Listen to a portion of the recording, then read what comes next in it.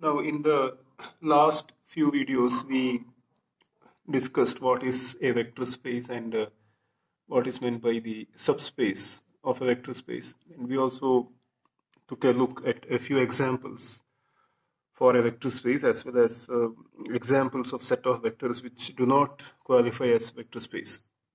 And also a set of vectors which a subset of vectors from a larger set of vectors which qualify as a subspace and similarly which does not qualify as a subspace. So we saw all these examples. Now we move on, and the next topic that is of interest to us is the span. What is meant by the span of a set of vectors? Let's say that we have a set of vectors v1, v2, v3 and so on, say vn. So we have n vectors with us, v1 to vn, small n. Now what we mean by span is the set of all linear combinations, set of all linear combinations of these vectors. So set of all linear combinations of these vectors is what we call as the span of these vectors. So I can write span v1, v2, etc. up to vn is equal to, it is the set of all linear combinations. So we know how the linear combination is expressed in general. Alpha 1 v1 plus alpha 2 v2, so on, alpha n vn. So this is how we write the linear combination of a set of vectors. Alpha 1, alpha 2, etc. up to alpha n are scalars, and as we discussed in the previous videos, these scalars are chosen from the field from which the components of the vector are chosen, or from the field which form the components of the vectors. Okay, so this being the span, the linear combination in general, we can express the span of vectors, n vectors, as given here. Now as an example, let's quickly take a look at an example. Let's say that we have vectors e1, we have these vectors with us. E1 is equal to, let's say, 1 0 0. E2 is equal to 0 1 0, and E3 is equal to 0 0 1. Let's say we have three vectors like this. Now let's see what is the span of these three vectors. Now as per the definition here and the general expression which I have written here, span E1, E2, E3 will be equal to alpha 1 E1 plus alpha 2 E2 plus alpha 3 E3. And let alpha 1, alpha 2, alpha 3 be from R. So let alpha 1, alpha 2, alpha 3 be real numbers. Then we can write the span as equal to, because since E1 is this, E2 is this, and E3 is this, and we have already discussed how scalar multiplication works in general, we can write this as alpha 1 0 0, that is alpha 1 into E1, plus alpha 2, that is 0, alpha 2 0, this is alpha 2 into E2, plus 0 0 alpha 3, and this adds up to give alpha 1, alpha 2, alpha 3. So this is the span of E1, E2, E3 in general, where alpha 1, alpha 2 and alpha 3 are from R, that is real numbers, which means that the span of E1, E2, E3 is nothing but R3, because for any given value of alpha 1, alpha 2, alpha 3, what we end up with is a vector in R3. So for example, if alpha 1, if I say alpha 1 is 1, alpha 2 is 3, and alpha 3 is 2, then what we end up with is alpha 1 is 1, alpha 2 is 3, that's what I think I said, alpha 3 is 2, and we end up with this, which is nothing but a vector in R3. So in general, we can say span E1, E2, E3 with alpha 1, alpha 2, alpha 3 from R will be R3. So E1, E2, E3 we can say spans R3. So that is what we mean by the span of a set of vectors. Now there is a theorem, an interesting theorem, which we will discuss here. And first I will give a statement and then we will prove it. It's a fairly simple proof. So the theorem goes like this.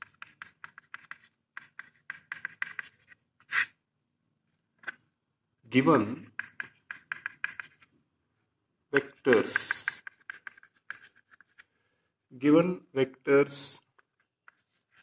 v1,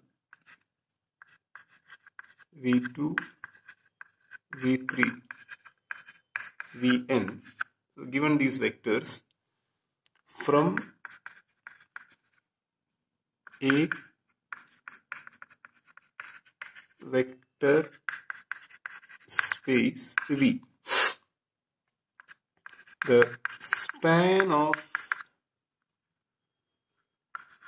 v1, v2, vn, that is given these vectors, these are n vectors which we have chosen from a vector space V.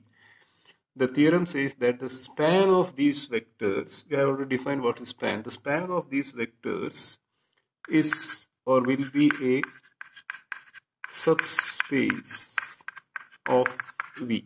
So this is the theorem. Given a set of vectors or given a few vectors v1, v2, v3 up to vn from a vector space V, the span of v1, v2, vn, that is the span of these vectors will be a subspace of V. This can be easily proved. Now if you recall, we have already defined what a subspace is in the previous videos.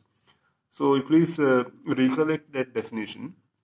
And now all that we have to show is that if we consider an arbitrary vector, so this is the proof for this. I will explain the proof as I write the steps one by one. Let's say, so what is to be proved is that span of these set of vectors which are chosen from a vector space V will form a subspace of this vector space V. So I can write span, the span of this will be equal to, I can write it as, and just now I showed what is the general way, which is the general way we write the span. This is how we write the span. So this is the span of these vectors, and for arbitrary values of alpha 1, alpha 2 up to alpha n, this linear combination will be definitely a vector from the span of this, which is a very simple statement. So span of these vectors in general I express like this, and for arbitrary values of alpha 1, alpha 2, alpha n, this will be a vector from the span, because that is how we defined the span itself. What we meant by span was defined like that. So the span of a set of vectors is nothing but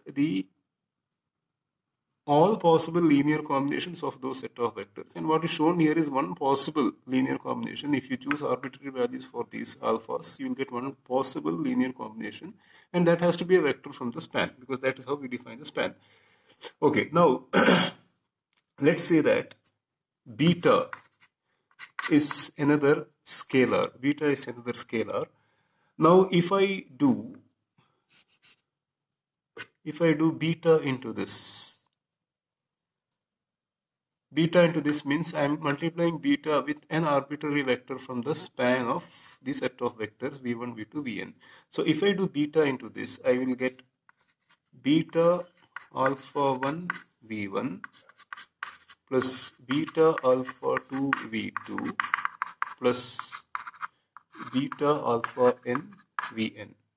Now beta into alpha 1 is also a scalar, beta into alpha 2 is also a scalar, beta into alpha 3 will be a scalar, and so on.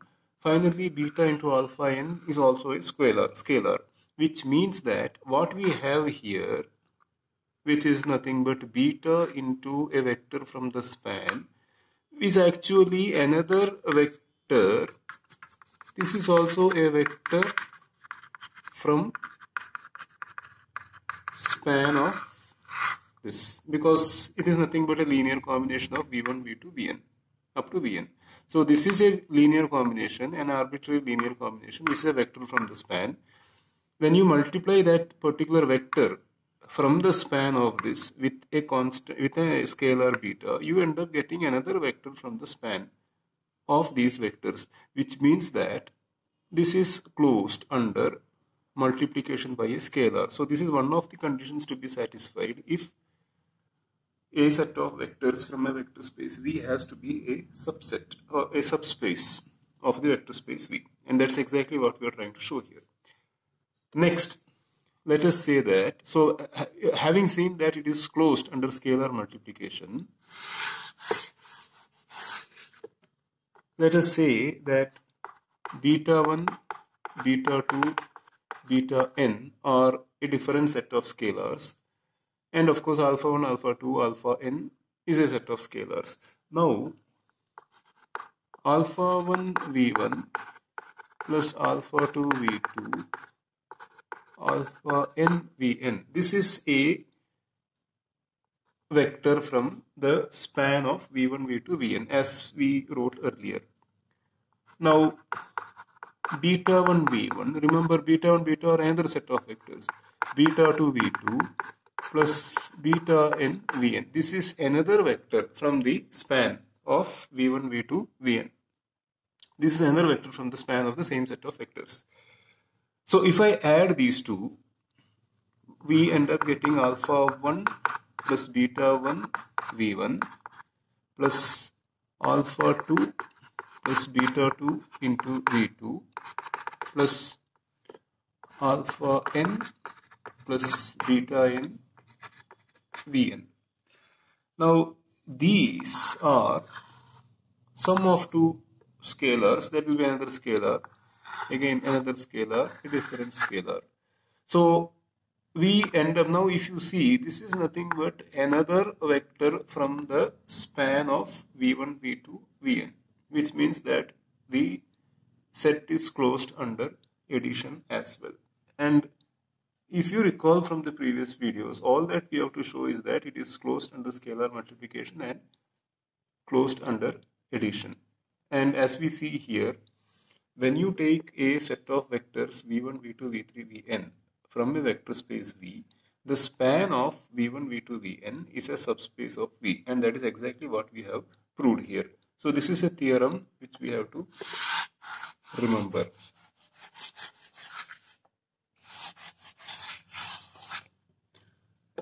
Now moving on, there is something called as the spanning set of a vector space. There is something called as a spanning set of a vector space. Let's say that we'll try to understand what is a spanning set by first identifying a spanning set. Let's say that v1, v2, v3, vn. Let's say that these are a set of vectors. We have a set of vectors, and they will form a spanning set. They will form a spanning set of a vector space V, they will form a spanning set of a vector space V if any vector V, which is element of the vector space V, can be expressed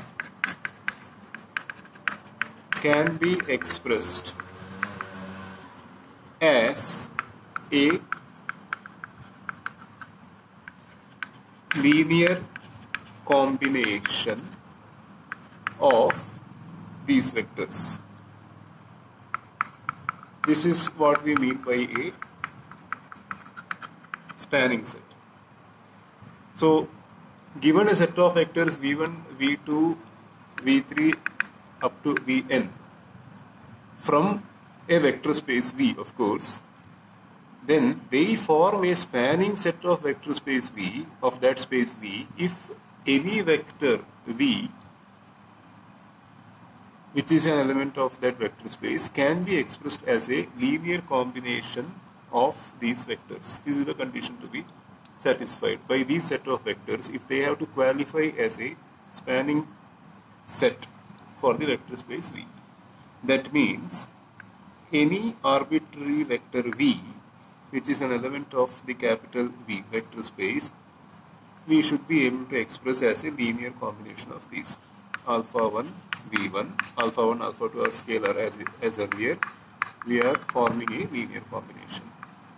Alpha n, Vn. If this is possible, then V1, V2, V3 up to Vn will qualify as a spanning set.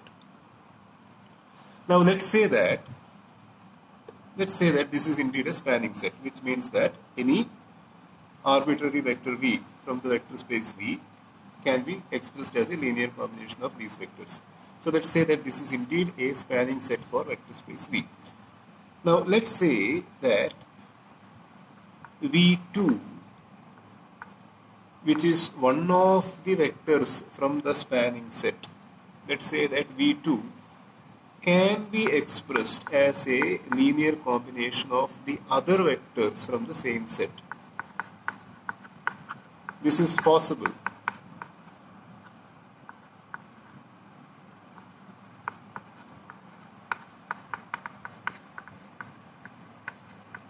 That is, V2, which is a vector from the spanning set, is expressible as a linear combination of the other vectors from the same spanning set. That means V2 left out, V1, V3, V4, etc. up to Vn. With a linear combination of those, it is possible to express V2. Let's say this is the case. Now what happens is, this vector V, which we could express as a linear combination of the vectors from the spanning set, can be now expressed as alpha 1 V1 plus alpha 2. In place of V2, we can write this, because V2 is nothing but this. So in place of V2, we can write this. So I will write it like this to save some space. In place of V2, we can write this. Now, if you expand this and rewrite the terms and regroup them, you will see that you will end up getting V, which is an arbitrary vector from the vector space V. Any vector from the vector space V can be expressed as equal to alpha 1 plus alpha 2 beta 1 V1 plus alpha 2 beta 3 plus alpha 3 V3 plus so on and so forth, alpha n plus alpha 2 beta n Vn. Now, how do we get this? We get this because if you see alpha 1 V1 And since within these brackets you have this large term, when you expand, that is when you multiply each of these terms with alpha 2, which it should happen because this whole thing is within the brackets. When you multiply with alpha 2, you will get alpha 2, beta 1, V1. That V1 and this V1 you can take out and you can write alpha 1, beta 1, alpha 2. That is what you find here. Similarly, you will see that you have V3 here. So alpha 2, beta 3, alpha 2, beta 3, V3 plus alpha 3, V3. Alpha 3, V3 is the alpha 3, V3 which you would have here. You would have it here, alpha 3, V3, which you can combine. Alpha 3, V3 will be here, isn't it? Because there is an alpha 3, V3 here, which I didn't write here. But that same alpha 3, V3 is here. V3 is here. And you can see that beta 3, alpha 2, and this alpha 3 has V3 common vector that comes out and you end up getting this. So by this way, if you expand it and see, you will see that V is finally expressible like this, which means that any vector V from the vector space V can now be expressed as a linear combination of V1, V3, V4, V5 up to Vn. So V2 can be dropped. So keep track of the developments. We started with this. We started by saying that this is a spanning set for the vector space V. And then we saw that if V2 is expressible as a linear combination of the other remaining vectors, then this same set with V2 removed becomes a spanning set. That is what we see here, because any arbitrary vector we saw here, any arbitrary vector can be expressed as a linear combination of the set of vectors which form the spanning set. And then we saw that since V2, if V2 is expressible by through a linear combination of the remaining vectors in the set, then that same vector V can be expressed without V2 and as a linear combination of V1, V3, V4, etc. up to Vn. So now what happens is that since V2 is expressible as a linear combination of the other vectors, we can drop it, and with the other vectors we can form the spanning set for the vector space V. Now when this happens, we say that the set of vectors, these set of vectors are linearly,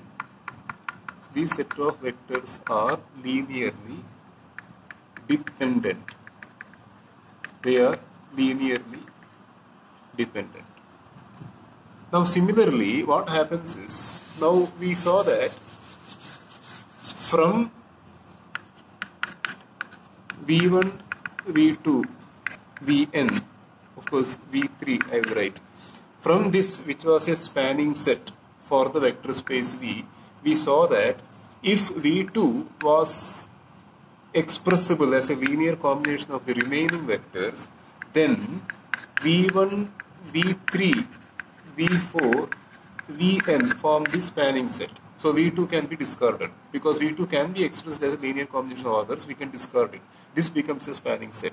Now let's say that V4 is also expressible as a linear combination of the remaining vectors here. Then by the same argument, V4 can be left out, and we can say that V1, V3, Vn. Of course, V4 is not there, V5 will be there. So this, I'm writing V5 just to say that V4 is knocked out, V2 is knocked out. So V1, V3, V5, Vn. This forms the spanning set of V. Like this, what happens is that as we remove one by one the vectors which are dependent on others, or the vectors which can be expressed as a linear combination of others, as we remove them one by one, we will finally end up with something called as a minimal spanning set.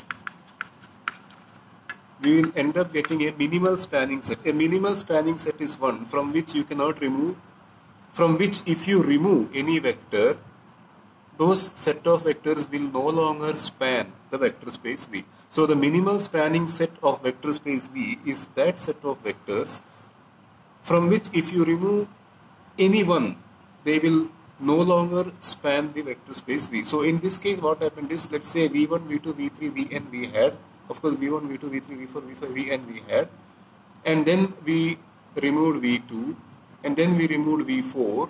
Now let's say that once we reach this stage, we are not able to remove any more. In the sense, V1 cannot be expressed as a linear combination of the remaining vectors. V3 cannot be expressed as a linear combination of the remaining vectors. V5 cannot be expressed as a linear combination of the remaining vectors. Once we reach that stage, we have ended up with a minimal spanning set. And once you end up with a minimal spanning set, you reach a stage where you cannot remove any more vectors from that set. Now this minimal spanning set is what we call as the basis of the vector space V. So the basis of a vector space is the minimal spanning set. That is how we define the basis of a vector space. It is nothing but the minimal spanning set. Now we can take an example. Let's take R3. Let's take R3. Now 1 0 0 is a very simple example. It may be obvious, but it is enough to demonstrate.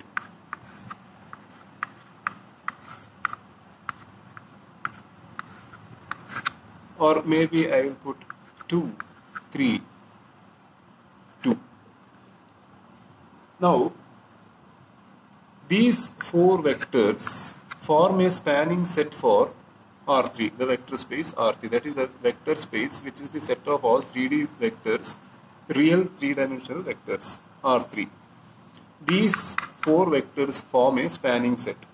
Well, you can easily verify it. You take any arbitrary vector from R3, say 4, 5, 6, or any number, any vector of your choice. Let's say this is a vector from R3. It is possible to express it as a linear combination of these four vectors, which I leave it as a simple exercise. You can do it. You can express this as a linear combination of these four. You can try doing it, alpha 1 into 1 0 0, alpha 2 into 0 1 0, and so on and so forth. So it is possible. You can do that. Now what happens is, though this is a spanning set, and let's say we call this as V1 for our convenience, V2, V3, V4. Though this is a spanning set, there is no doubt this is a spanning set for R3. But what happens is that 2, 3, 2, that is V4, is expressible as a linear combination of these three, as you can easily see. Maybe let's do that. Let's try.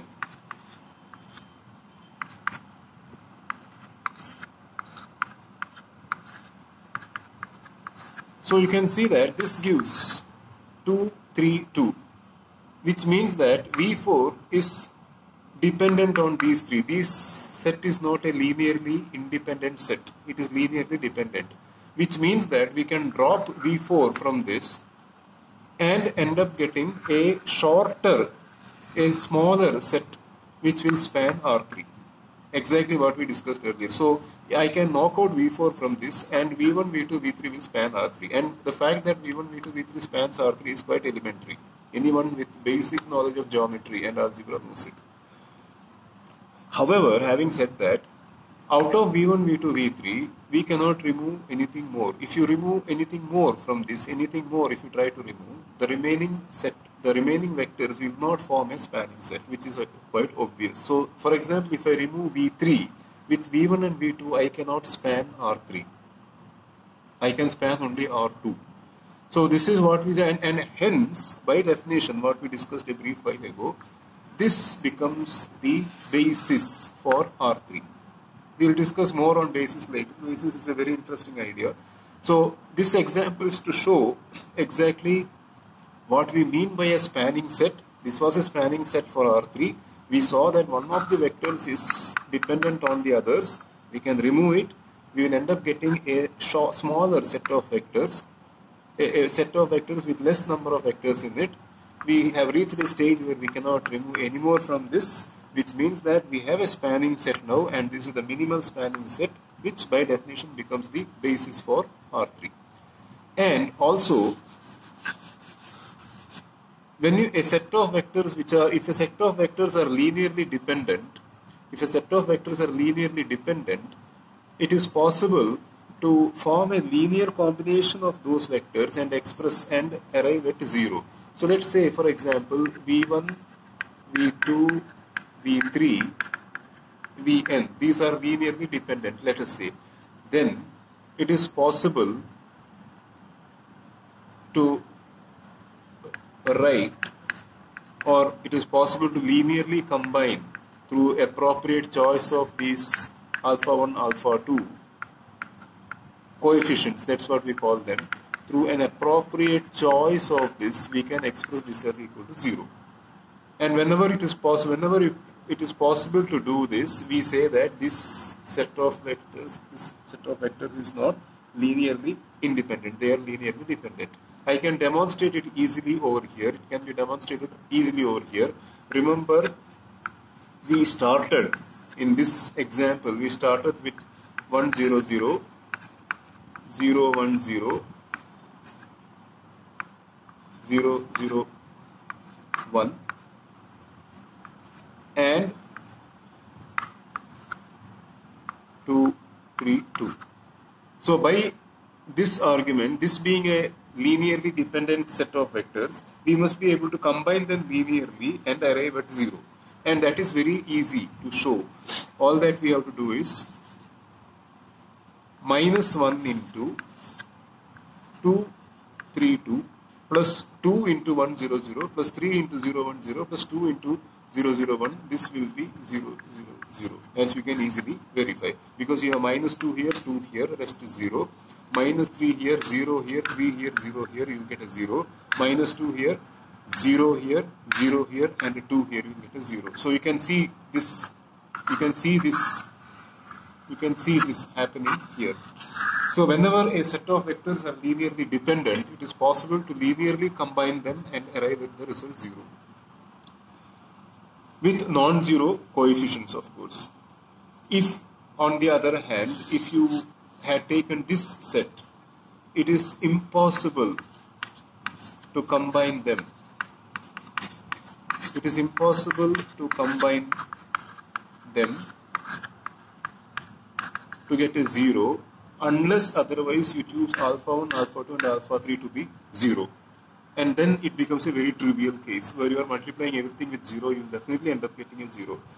Other than zeros for this 3, it is impossible to combine them to form 0, which means that this is linearly independent. So this discussion converges to an important point. You have a spanning set, which means that if you have a spanning set for a vector space V, a set of vectors, the linear combination of those set of vectors can be used to represent any vector in that vector space V. Second point is that you can remove dependent vectors from that set and end up getting a minimal spanning set of vectors. And that minimal spanning set of vectors is what we call as the basis of the vector space. And the last point is that the basis, the set of vectors, the basis will be linearly independent. Because of course you have ended up getting the minimal spanning set, you are unable to remove any more vectors from that. So with that, we will conclude this video. And in the coming videos, we will have more discussion on basis.